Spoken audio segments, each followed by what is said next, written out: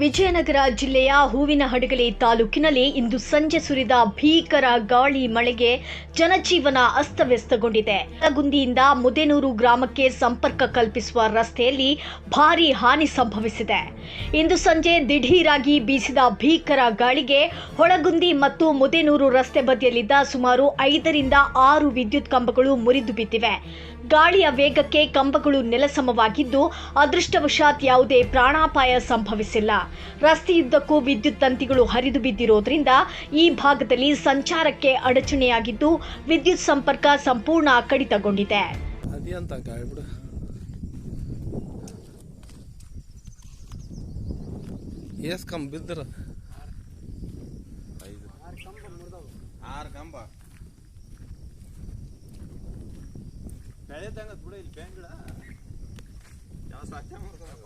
ಊರಕ್ಕಿಂತ ಬಲ ಆಗೈತಿ.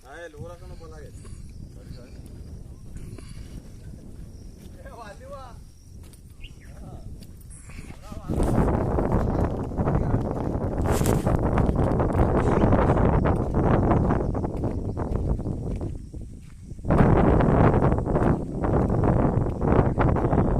ನಿರಂತರ ಸುದ್ದಿಗಾಗಿ ನೋಡ್ತಾ ಇರಿ ವಾಯ್ಸ್ ಆಫ್ ವಿಜಯನಗರ.